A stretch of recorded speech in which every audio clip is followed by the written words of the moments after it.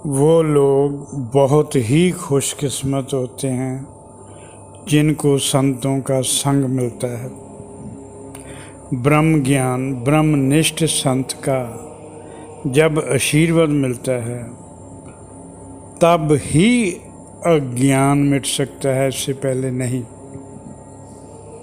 संत के संग से ही ज्ञान चक्षु खुलने का रास्ता साफ हो सकता है, इससे पहले नहीं। मैं कौन, इसका ज्ञान कब होता है? जब ब्रह्म ज्ञानी संत का संग मिलता है। अहम ब्रह्मस्मि शिवोहम, अहम आत्मा ब्रह्म, अहम प्रज्ञानम ब्रह्म, सोहम। इनमें से किसी एक को भावार्थ के साथ जपते जपते जाप खत्म हो जाता है। जपने वाला जीव भी पूरी तरह शांत होकर समाप्त हो जाता है, प्रभु में मिल जाता है। दोष, अंतःकरण के सब प्रकार के दोष खत्म हो जाते हैं और जो जीव है वह ब्रह्म बनने के काबिल बन जाता है, ब्रह्म से एक होने के काबिल बन जाता है। मैंने बोल दिया सब ब्रह्म हैं, मैं ब्रह्म हूँ, आप ब्रह्म हैं। क्या मेरे बोल देने से या आपको मेरे से सुन लेने से आपकी मानसिकता व सोचने का तरीका बदल जाएगा? आपका दृष्टिकोण बदल जाएगा? नहीं, ऐसा नहीं होगा। ये सब संतों से आपने कई बार सुना होगा। और जो मैंने बोला अहम ब्रह्मस्मि, अहम आत्मा ब्रह्म, कई बार संतों से आपने सुना होगा, परंतु आप पर कोई असर नहीं हुआ। आपकी सोच में कोई रूपांतर नहीं हुआ। क्यों नहीं हुआ? रूपांतर इसलिए नहीं हुआ कि अब तक आप फैसला ही नहीं कर सके कि साधना किसकी करनी है, कैसे करनी है। प्रभु को शरीर के भीतर ढूंढना है या धार्मिक स्थलों, तीर्थ स्थलों में ढूंढना है। साधक जिस प्रकार से, जिस भाव से, जिस श्रद्धा से, जिस विश्वास से, जैसी भावना में मस्त होकर प्रभु की आराधना साधना करता है, उसे उसी भाव अनुसार प्रभु के दर्शन होते हैं। साधक जिस प्रकार के भाव से, जैसी श्रद्धा व विश्वास से प्रभु की आराधना साधना करता है, उसे भगवान के उसी रूप के दर्शन हो जाते हैं। जो अपने से अभिन्न रूप में साधना करते हैं, उनका उसी भाव अनुसार आध्यात्मिक विकास होता है। एक तो है ना प्रभु को अपने से बाहर ढूंढते हैं, दूसरे हैं प्रभु को अपने भीतर ढूंढते हैं।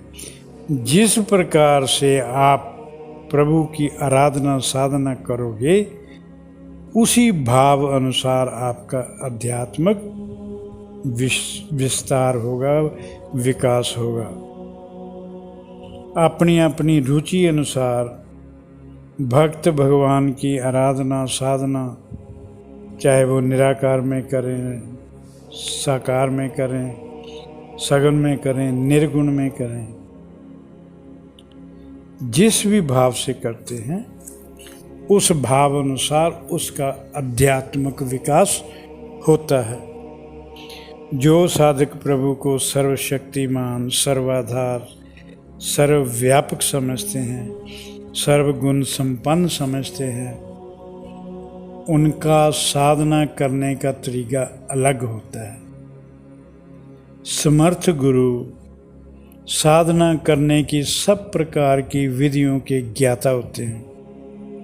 साधना किस विधि से करवानी है, इसका फैसला साधक अपनी रुचि अनुसार गुरु को बताकर गुरु के दिशा निर्देश के अनुसार करता है। जब साधक समर्थ गुरु को अपनी रुचि बता देता है तो गुरु लक्ष्य प्राप्ति हेतु उसी प्रकार की विधि विधान बताकर उसका साधना शुरू करा देता है।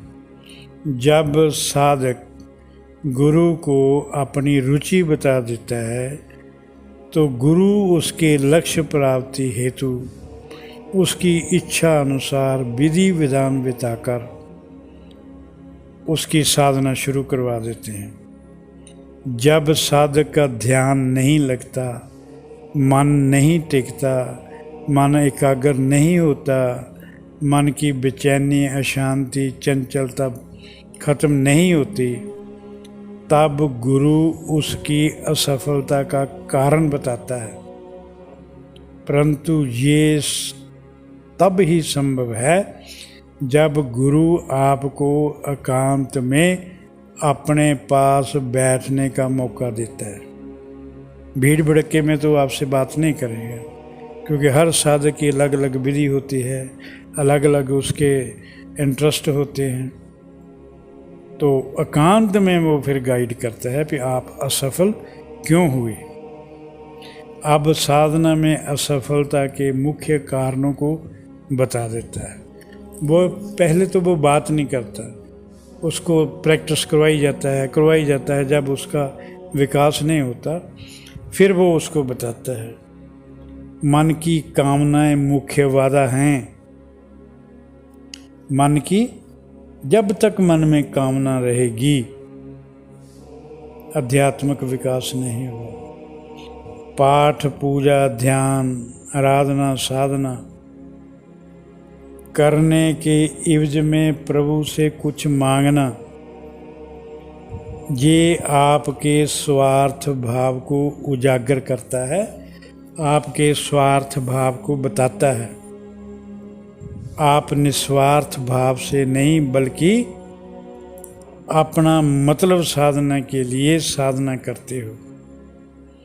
जब तक साधना आराधना कर्म कांड करने के पीछे कोई भी किसी प्रकार की भी कामना रहेगी, तब तक साधना में आप लक्ष्य प्राप्त नहीं कर सकते। साधना का परम लक्ष्य क्या है? सबसे पहले तो यही है ना, मन की बेचैनी खत्म हो जाए, अशांति खत्म हो जाए, मन का भय खत्म हो जाए, मन कामनाओं मुक्त होकर हमारा मन संतुष्ट हो जाए। हमें पता ही नहीं होता कि कामनाएं तो प्रारब्ध अनुसार पूरी होंगी, साधना किए बगैर भी कामनाएं पूरी हो जाएंगी। साधना के बगैर मन कभी कामनाओं से मुक्त नहीं हो सकता। अगर आपका मन में संतोष आ सकता है तो वो आपके सुमरन से ही आ सकता है। सुमरन के बिना मन का लोभ खत्म नहीं होगा, मन संतुष्ट नहीं होगा। जब कामनाओं से भरे मन से प्रभु से प्रार्थना करते हो, हाथ जोड़कर सिर झुकाकर प्रभु के आगे खड़े होते हो, तब मन में प्रभु के दर्शनों की इच्छा नहीं होती, बल्कि कामना पूर्ति का उद्देश्य होता है। कामना को पूरा करने के लिए प्रभु को समय भी नहीं देते। इतने समय में मेरा कामना पूरी करो, जल्दी करो, अभी कामना पूर्ति करो, अभी। निस्वार्थ भाव से, निस्वार्थ भाव ही फल लाता है। साधना में कामना नहीं, वासना नहीं। साधना तो निस्वार्थ भाव से होनी चाहिए। भगवान का नियम है, जैसा करोगे वैसा भरोगे, जैसी करनी वैसी भरनी। आपके कर्मों अनुसार आपको फल मिलेगा।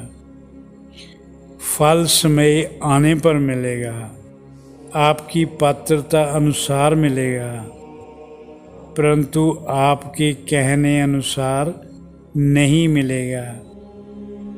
और ये भी गारंटी है, ना कम मिलेगा ना ज़्यादा मिलेगा, मिलेगा ज़रूर। आप परमात्मा पर विश्वास करो। परमात्मा के आगे जब भी झुको, निस्वार्थ भाव से झुको। ध्यान रहे, परमात्मा आपका गुलाम नहीं है जो आपके कहने अनुसार चलेगा। परमात्मा आपके कहने अनुसार नहीं चलेगा। भगवान अपने नियमों अनुसार चलेगा और ये सृष्टि उसके नियमों अनुसार चलेगी। प्रार्थना नहीं, समर्पण चाहिए।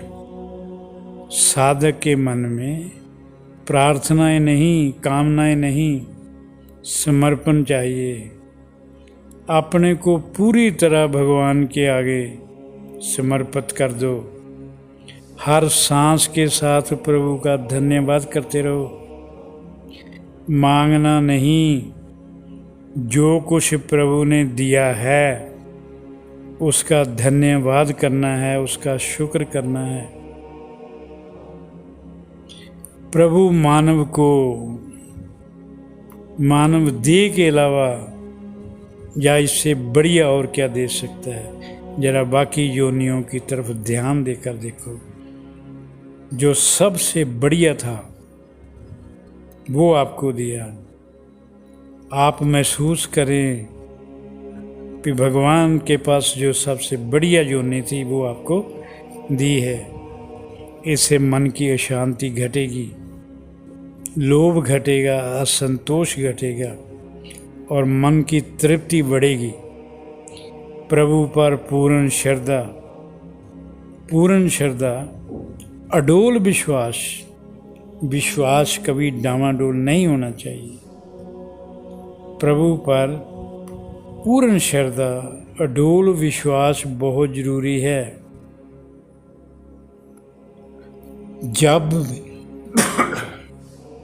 जब भी साधक को जो प्रार्थनाएं करते हैं, मांगते हैं, जब भी उनको प्रार्थना अनुसार मनचाहा फल नहीं मिलता, तब उनका विश्वास भी डामाडोल हो जाता है, श्रद्धा भी डामाडोल हो जाती है और वो भगवान भी बदल लेते हैं। जरा सी मुसीबत आने पर अनेक स्थानों पर मन्नतें मांगने चले जाते हैं, फिर एक भगवान पर विश्वास नहीं रहता। 1 मिनट लगाते हैं परमात्मा को बदलने के लिए। ग्रह दिशा खराब होने का डर सताने लगता है। जरा सी मुसीबत आ जाए तो वो ग्रह दिशा खराब है, ग्रह दिशा को ठीक करो। ग्रहों को प्रभु से ज़्यादा शक्तिशाली मानने लगते हैं। महसूस करते हैं कि परमात्मा तो इन ग्रहों के आगे कुछ भी नहीं। ग्रह ठीक कराने के लिए, ग्रह को शांत करने के लिए कर्मकांडों का सहारा लेने लगते हैं। जब जीवन में सब अच्छा चल रहा होता है तब गुरु कृपा, जब सब ठीक ठाक चलता है तो गुरु कृपा है हम पे। और जब जरा थोड़ा ऊपर नीचे हुआ तो फिर प्रभु की मर्जी। बुरा करे तो प्रभु को, अच्छा हो तो गुरु को। प्रभु आपकी मर्जी से नहीं मुसीबतें भेजता। जो समय ऊपर नीचे आता है वो प्रभु की मर्जी से नहीं आता, आपके कर्मों अनुसार होता है। मेरे दोस्तों, अपनी डोरी प्रभु पर छोड़ दो। सदा महसूस करो प्रभु मैं आपकी शरण में हूँ। चाहे मार दो, चाहे डुबो दो, चाहे तार दो, आप ही मेरे माता हो, आप ही मेरे पिता हो। मेरा सब कुछ आपके हाथ में है, मैं कुछ नहीं हूँ।